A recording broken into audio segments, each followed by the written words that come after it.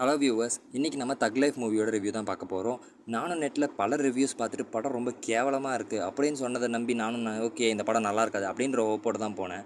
But எனக்கு first of நல்லாவே போச்சு. அந்த ஃபர்ஸ்ட் 15 மினிட்ஸ் வந்து ஒரு டிஏஜிங், இந்த பிளாக் அண்ட் ஒயிட்டில் வர சீக்வன்ஸ் எல்லாமே வந்து பர்ஃபெக்டாக இருந்துச்சு. அண்ட் மூவி இதே மாதிரியே மூவ் ஆகும் அப்படின்னு தான் எக்ஸ்பெக்ட் பண்ணேன்.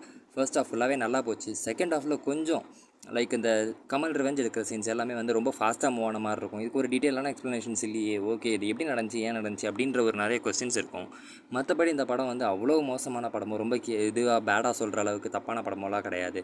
நிறைய பேர் வந்து இதை வந்து நெகட்டிவ் ரிவ்யூஸோ இல்லை ஹேட்ரட்டோ ஸ்ப்ரெட் பண்ணுறதுக்காக ட்ரை பண்ணுறாங்க. அப்படிலாம் வந்து இந்த மாதிரி ஒரு மூவி அப்படின்னு சொல்லவே முடியாது. இந்த படத்தில் வந்து த்ரிஷாவால் தான் சிம்பும் கமலும் அடிச்சுக்கிறாங்க அப்படின்ற மாதிரிலாம் ஒரு போர்ட்ரேயல் நடக்குது. அது எதுவுமே இந்த படத்தில் கிடையாது. இந்த படம் ஓவராலாக பார்த்திங்கன்னா ஒரு 6 out of 10 அப்படின்னு நான் சொல்லுவேன். இந்த படம் வந்து நிறையவே நல்ல ஒரு இதில் நிறைய ஹிடன் டீட்டெயில்ஸ் இருக்குது, நிறைய சீக்வன்சஸ் வந்து எக்ஸ்பிளைன் பண்ணாமல் இருக்குது. இதெல்லாம் வந்து ஒரு ஜென்ரலாக ஒரு பழைய மணி ஃபேனாவோ இல்லை கமல் ஃபேனாவோ இருந்தீங்கன்னா உங்களுக்கு அண்டர்ஸ்டாண்ட் பண்ணிக்கிறது கொஞ்சம் ஈஸியாகவே இருக்கும்.